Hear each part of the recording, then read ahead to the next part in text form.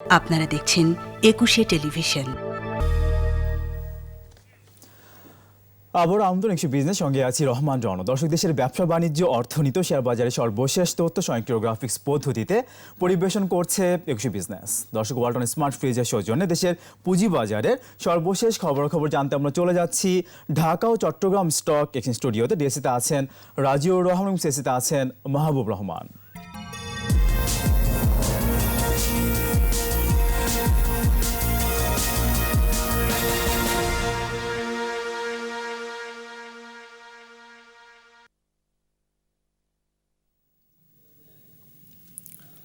ধন্যবাদ রহমান আপনাকে।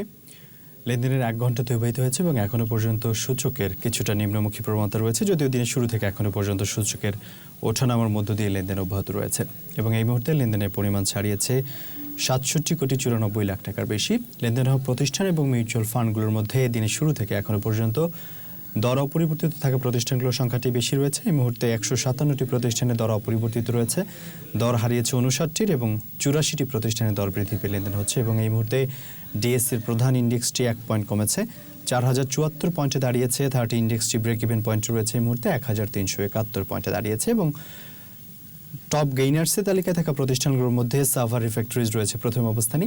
এই মুহূর্তে প্রতিষ্ঠানটি ৯.৯৯% দর বৃদ্ধি পেয়েছে।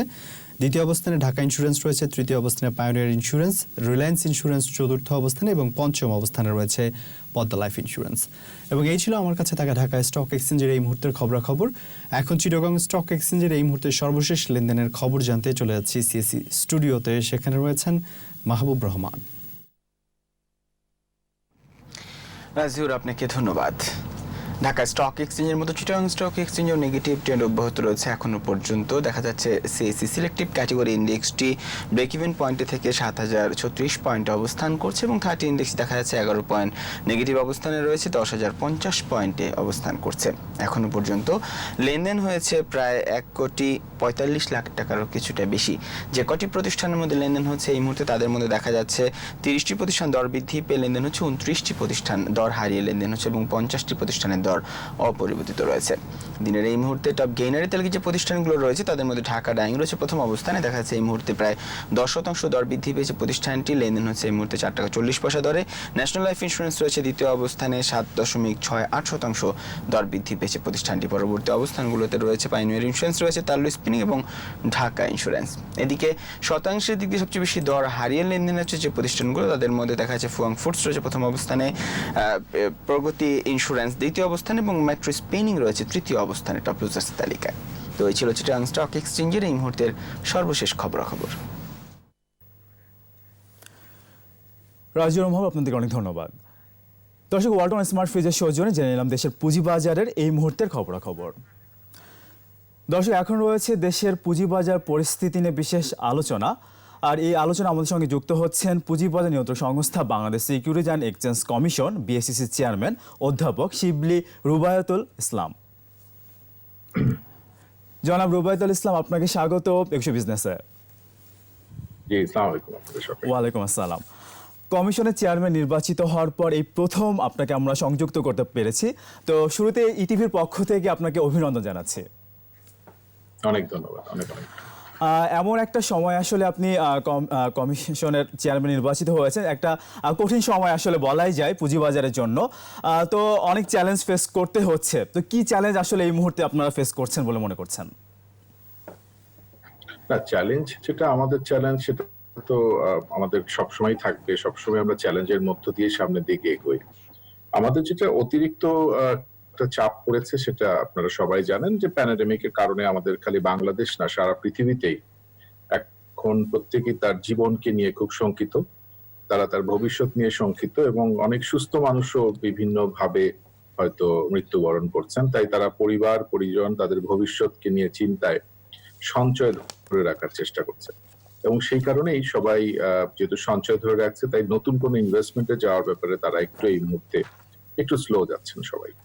তো সেই কারণেও আমাদের একটু সমস্যা তো হচ্ছেই, কিন্তু তারপরেও আমরা দেখতে পাচ্ছি যে দিনে দিনে আমাদের ক্যাপিটাল মার্কেটের উপর মানুষের আস্থা বাড়ছে। আমরা যখন দায়িত্ব নিয়েছিলাম তখন আমরা টার্নওভার ডেইলি দেখেছি 50 কোটি, 60 কোটি, 70 কোটি টাকা। কিন্তু আপনারা এখন দেখবেন দৈনিক টার্নওভার প্রায় 250 থেকে 350 কোটি টাকায় চলে গেছে।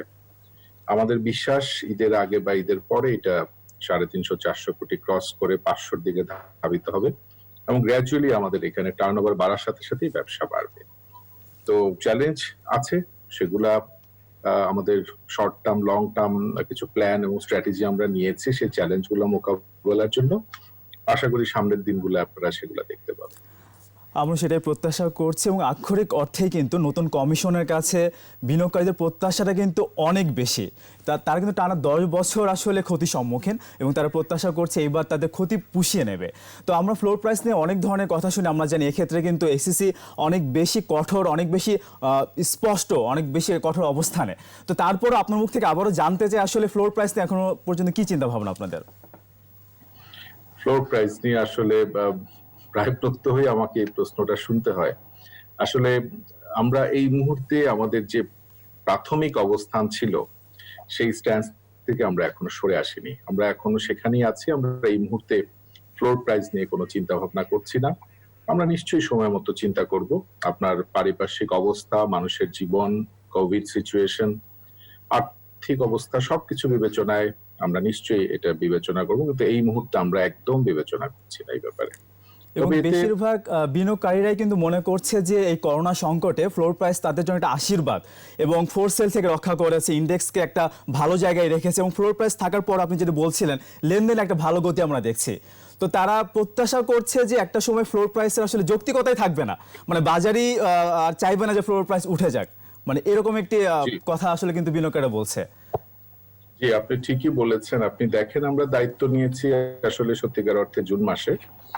আমরা এর মধ্যেই আপনাকে একটা তথ্য দিচ্ছি যে টোটাল আমাদের যে ট্রেডেবল সিকিউরিটিজ আছে তার সংখ্যা 360, এর মধ্যে অলরেডি ফ্লোর প্রাইসের উপরে চলে গেছে 169টি। খুবই ভালো সংবাদ। তো আমরা খুবই আশাবাদী যে ফ্লোর প্রাইসের উপরে আজকে যদি 169টি চলে গিয়ে থাকে, বাকিগুলোও খুব শিগগিরই চলে যাবে। সুতরাং এই গতি অব্যাহত থাকলে floor price will never be an issue কারোর জন্য। সুতরাং আমি এটাকে কোনো বড় সমস্যা হিসেবে এই মুহূর্তে মনে করছি না। আর বিশেষভাবে পুঁজিবাজারকে সবাইকে একটু লং টার্ম ইনভেস্টমেন্টের জন্য আসতে অনুরোধ করব। ওই শর্ট টার্মে অল্প সময়ে সেকেন্ডারি মার্কেট থেকে কুইক মানি বানানোর মেশিন হিসেবে ভাবলে কিন্তু আবার একটু ক্ষতি হয় বাজারে। সুতরাং ক্যাপিটাল মার্কেট একটু লং টার্ম ইনভেস্টমেন্ট নিয়ে আসলে বিনিয়োগকারী বেনিফিটেড হবে এবং তার সংখ্যার কোনো কারণ থাকবে না। আচ্ছা আচ্ছা, আপনি কয়েকদিন আগে হচ্ছে টিভি মিডিয়ার শেয়ারবাজার টিভি মিডিয়ার সাংবাদিকদের সাথে কথা বলছেন, সেখানে আপনি একটি কথা বলেছেন যে আগামী 2 বছরের মধ্যেই ব্যাংকিং ট্রেডিং আওয়ারের বাইরেই আসলে লেনদেন করা সম্ভব হবে। এই বিষয়টি একটু পরিষ্কার করুন আমাদেরকে। আসলে বিশ্ব এখন চলে গেছে ডিজিটাল ওয়ার্ল্ডে। আমাদের মাননীয় প্রধানমন্ত্রী কিন্তু আজ থেকে অনেকদিন আগে ডিজিটাল বাংলাদেশের কথা বলেছিলেন, কিন্তু আজকে আপনি দেখুন কোভিড সিচুয়েশনে বাংলাদেশ কিন্তু অলমোস্ট সবকিছু এখন ডিজিটাল। আমাদের ক্যাপিটাল মার্কেটের সবকিছুই আসলে ডিজিটাল হওয়া উচিত ছিল। আমরা হয়তো কিছু কিছু করতে পেরেছি, এখন বাকিগুলো আমরা শেষ করব এবং সেই জন্য আমরা খুব র্যাপিড শেষ করার জন্য বেশ বড় কিছু প্রকল্প নিয়েছি। আমরা চেষ্টা করছি যে আমাদের সারা পৃথিবীর উন্নত বিশ্বে এইভাবে আমাদের পাম টপে সবকিছু থাকে, ব্যাংকিং এবং আমাদের মানি মার্কেট, ক্যাপিটাল মার্কেট সবকিছু, সেটা এখানেও আমাদের ক্যাপিটাল মার্কেটটা নিয়ে আসার জন্য। সেটার জন্য আমাদেরকে আইটি একটা প্ল্যাটফর্ম তৈরি করতে হচ্ছে। আইটি ব্যাকবোন নিয়ে আমরা এখন কাজ করছি এবং সেটা হয়ে গেলে আমাদের গত 2 দিন আগে আমরা ডিজিটাল ট্রান্সফরমেশন কনসালটেন্টের অনুমতি পেয়েছি মন্ত্রণালয় থেকে। ওনাকে দিয়ে আমরা এই কাজগুলা করে নিয়ে আসবো এবং আশা করব ব্যাংকিং আওয়ারে আমাদের লার্জ ট্রানজাকশন হবে এবং ব্যাংকিং আওয়ারের বাইরে আপনারা যেমন এটিএম থেকে একটা লিমিটেড অ্যামাউন্টে টাকা তুলতে পারেন, ওইরকম একটা লিমিটেড অ্যাকাউন্টে টাকা দিয়ে আপনি শেয়ার কেনা বেচাও করতে পারবেন। এটা আসলে মানুষকে একটু রিস্ক ফ্রি রাখার জন্য, না হলে তো বড় ধরনের যদি কোনো ফ্রড হয়ে যায় সেটা তখন মিনিমাইজ করা সম্ভব হবে না। তাই ব্যাংকে হবে, ব্যাংকিং আওয়ারে হবে বড় লেনদেন, আর ছোটখাটো লেনদেন আপনি পাম্প টপ থেকে দেশের যে কোনো জায়গায় বসে করতে পারবেন। সেটাই তো যেটা আমরা বলছিলাম যে নতুন কমিশনের উপরে কিন্তু বিনিয়োগকারীদের আস্থা এই মুহূর্তে অনেক বেশি এবং আমরা দেখতেই পাচ্ছি যে আসলে নতুন কমিশন কিন্তু অনেক বেশি কাজ করছে মার্কেট উন্নয়নে। তো এক্ষেত্রে আমি একটু জানতে চাই যে এসিসির জনবল অনেক আগে থেকে কিন্তু বেশ খানিকটাই কম, তো সেক্ষেত্রে জনবল বাড়ানোর ক্ষেত্রে আপনারা কি চিন্তা ভাবনা করছেন? আমাদের সরকার খুবই সদয়, ওনারা আমাদেরকে 205 জনের রিক্রুট করার জন্য আমাদের অনুমতি দিয়েছেন। এটা একটা শেষ প্রক্রিয়া, এখন জনপ্রশাসন মন্ত্রণালয়ে আছে, সেখান থেকে আমাদের সার্ভিস রুলটা অনুমোদিত হয়ে গেলেই আমরা আপাতত 205 জন রিক্রুট করতে পারবো এবং এর পরবর্তী পর্যায়ে আরো 134 জন রিক্রুট করতে পারবো। জনবলে আমাদের বিপুল ঘাটতি আছে, যার জন্য আমাদের সুপারভিশন এন্ড মনিটরিংটা আমরা ঠিকভাবে করতে পারছি না। তো সেটা আমাদের লোকজন এসে গেলে আমাদের কাজের গতি বৃদ্ধি পাবে এবং আমাদের যেসব দায় দায়িত্ব, সুপারভিশন, রুলস, মনিটরিং, আইপিও সহ অন্যান্য বন্ড নিয়ে আমরা কাজ করছি, সেখানেও আরো জনবল দিতে পারলে আমাদের কাজের গতিটা বৃদ্ধি পাবে। আসলে এত বড় একটা ক্যাপিটাল মার্কেটে 350-400 listed company, banks, merchant banks, 2টা স্টক এক্সচেঞ্জ, ব্রোকার্স, এই এত বড় 600-700 প্রতিষ্ঠানকে দেখাশোনা করার জন্য আসলে 125 জন লোক খুবই কম। তো যার জন্য আমরা আসলে একটু জনবল সংকটে আছি, যেটা আমরা সরকারের সদয় সহায়তায় আশা করি এখান থেকে খুব শীঘ্রই বের হয়ে আসতে পারবো। নতুন কমিশনের হাত ধরে আমাদের পুঁজিবাজার সমৃদ্ধি পাবে সে প্রত্যাশা আমরা করি। আমরা ছোট্ট একটা বিরতি নিয়ে আসি। দর্শক, নিচ্ছি একটা বিরতি, ফিরে আসবো একটু পরে, আমাদের সঙ্গেই থাকুন।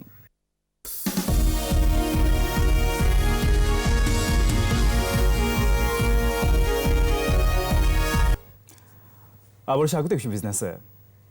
দর্শক, বিরতির আগে দেশের পুঁজিবাজার পরিস্থিতি নিয়ে কথা বলছিলাম। পুঁজিবাজার নিয়ন্ত্রণ সংস্থা Bangladesh securities and exchange commission BSEC chairman অধ্যাপক শিবলি রুবায়তুল ইসলামের সঙ্গে আবার ফিরছি আলোচনায়।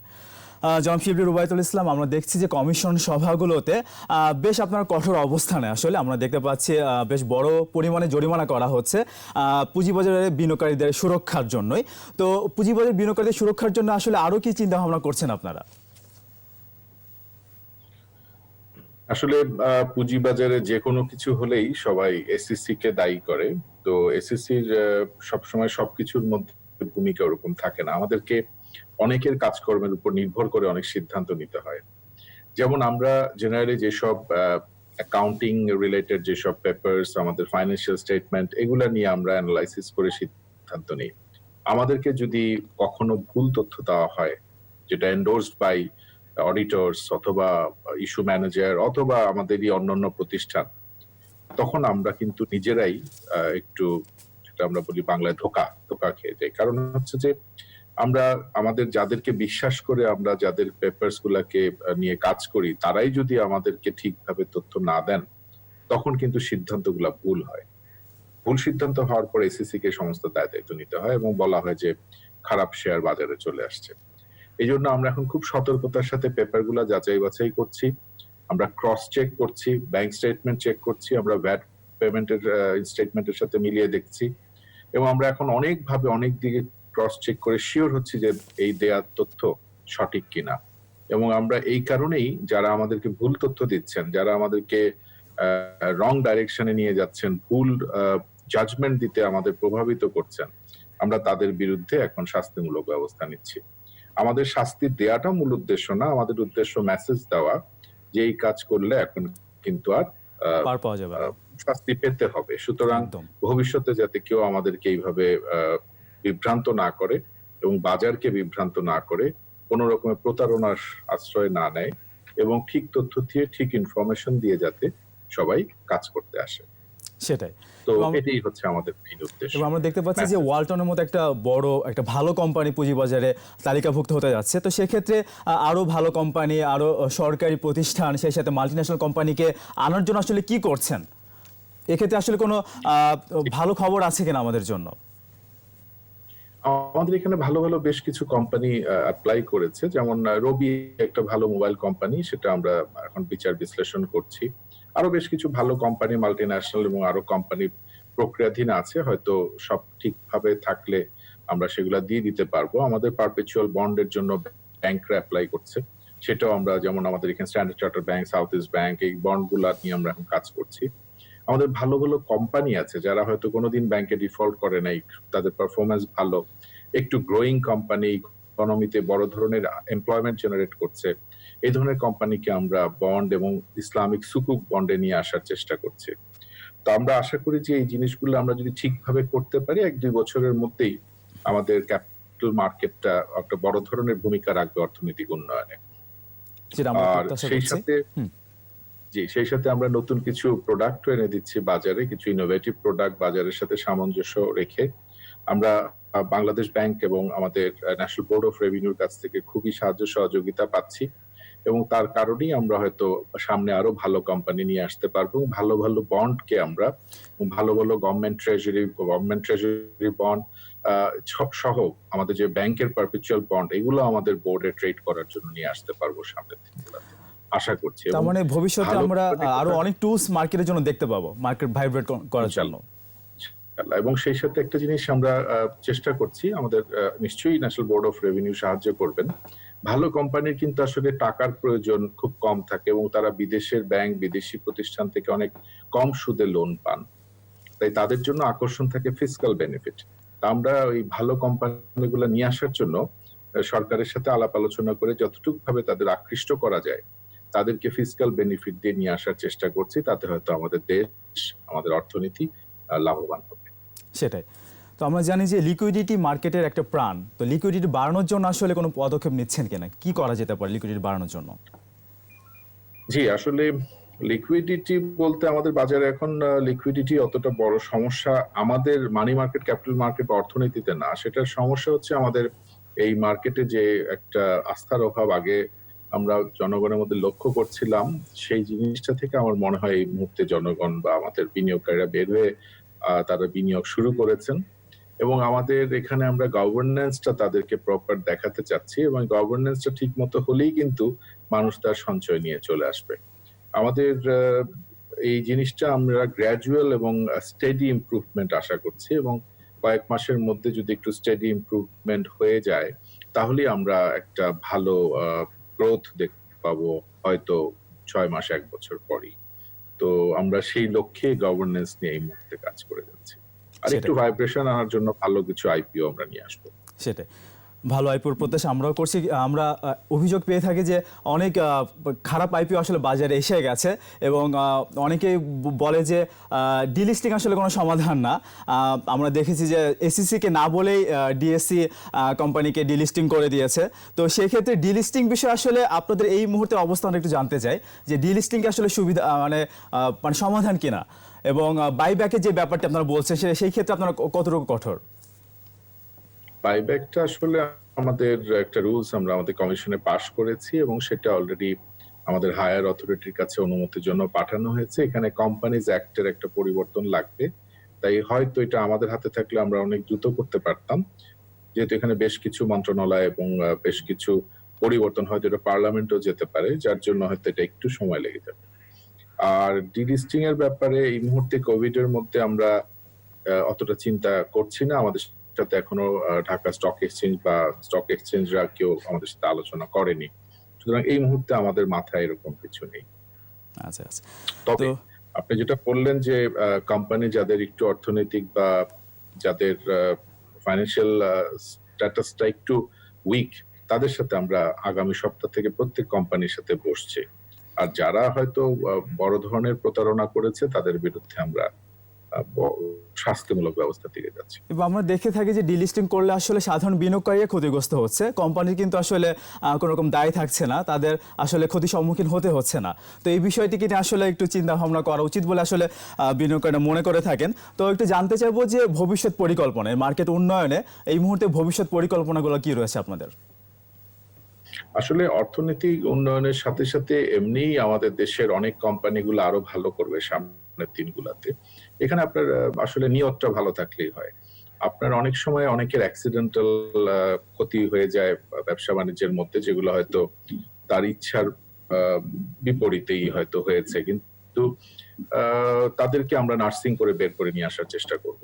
কিন্তু যারা নিজেরাই ইচ্ছা করেই বিভিন্নভাবে জনগণ বা ক্ষুদ্র বিনিয়োগকারীদেরকে প্রতারণার চেষ্টা করবেন, তাদের ব্যাপারে আমাদের অবস্থান হবে কঠোর। সেই ব্যাপারে আমরা কাজ করছি। আমরা বেশ কয়েকটি কোম্পানিকে আইডেন্টিফাই করেছি, আমরা তাদের সাথে আগামী সপ্তাহ থেকে বসবো। আমরা চেষ্টা করব ক্ষুদ্র বিনিয়োগকারীদের স্বার্থ রক্ষার জন্য ওনাদের সাথে আলোচনা করে কোনো কিছু বের করে নিয়ে আসতে এবং সেই সাথে তাদেরকেও যদি আমরা কোনোভাবে নার্সিং করে সাহায্য করতে পারি সেটাও আমরা দেখব। কিন্তু তাদের উদ্দেশ্য যদি ভালো না থাকে সেই ক্ষেত্রে তো আমাদের কিছু করার থাকবে না, আমাদের তখন আইনের আশ্রয়। আচ্ছা আচ্ছা, আমরা সেটা প্রত্যাশা করছি। আর একটা ছোট্ট অভিযোগ নিয়ে একটু জানতে চাই, সেটা হচ্ছে অনেক বিনিয়োগকারী অভিযোগ করে থাকে যে একটা শেয়ারের প্রাইস 50 থেকে 70% পড়লেও আসলে কোনো ইনকোয়ারি দেওয়া হয় না, কিন্তু সেই শেয়ারটি আবার 20 থেকে 30% বাড়লে অনেক ইনকোয়ারি চলে আসে। এখানে উল্লেখ্য যে 10 টাকার একটা প্রাইসের একটা শেয়ার যদি 5 টাকায় নেমে যায় তাহলে কিন্তু 50% কমে, বাট সেটি যদি 5 টাকা থেকে আবার 10 টাকায় যায় সেটি কিন্তু দ্বিগুণ হয়ে যায়, ডাবল হয়ে যায়। তো এই বিষয়টিকে আসলে আপনারা কিভাবে চিন্তা করছেন? আসলে মানে একটু বাড়লেই আসলে ইনকোয়ারি চলে আসে এবং বিনিয়োগকারীরা এই বিষয়ে একটু অভিযোগই জানায়। এটা আসলে যেটা হয়েছে সেটা একটু ডিফারেন্ট সিচুয়েশন, মানে দাম তো কেউ ইচ্ছা করে কমায় না, হয়তো বিভিন্ন কারণে কমে যায়, কিন্তু বাড়ানোর ক্ষেত্রে আমাদের কিছু অভিজ্ঞতার কথাই বলবো যে তারা নিজেরা বিভিন্ন ইনসাইড ট্রেডিং করে ম্যানিপুলেট করে প্রাইস বাড়ায় ফেলে আবার সময় মতো বিক্রি করে দিয়ে চলে যায়। তখন আমাদের যারা নিরীহ বিনিয়োগকারী তারা ক্ষতিগ্রস্ত হয়।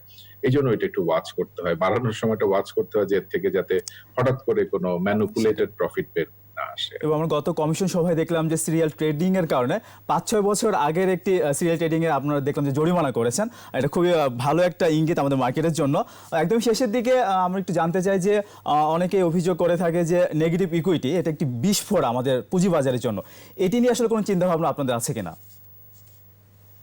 বাজার উন্নয়নের সাথে সাথেই আশা করি সেখান থেকে আমাদের অনেকেই বের হয়ে আসবেন।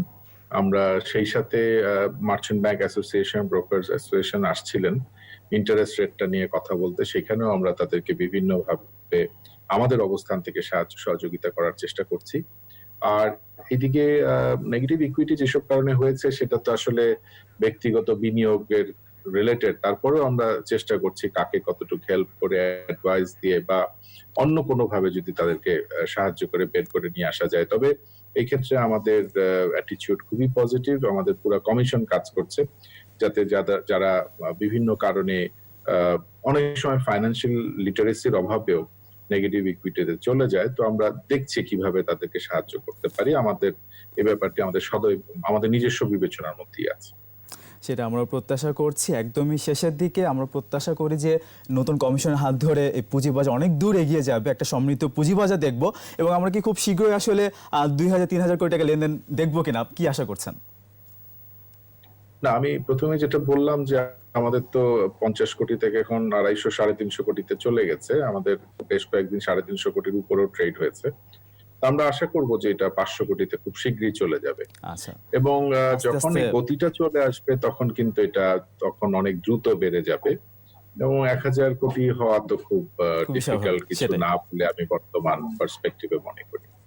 একদম সেই আশাবাদ নিয়ে আমরা শেষ করছি। আপনাকে অনেক ধন্যবাদ আমাদেরকে সময় দেওয়ার জন্য। আপনার দর্শকদের সকলকে ধন্যবাদ। আসসালামু আলাইকুম। দর্শক, এতক্ষণ দেশের পুঁজিবাজার পরিস্থিতি নানা দিক ও কারণে কথা বলছিলেন পুঁজিবাজার নিয়ন্ত্রক সংস্থা Bangladesh securities and exchange commission BSEC chairman অধ্যাপক শিবলি রুবায়তুল ইসলাম। দর্শক, এবার নিচ্ছে আরও একটা বিরতি। বেলা 12:30 আবার ফিরে আসবো একশো বিজনেসে আরও আয়োজন নিয়ে, আমাদের সঙ্গেই থাকুন।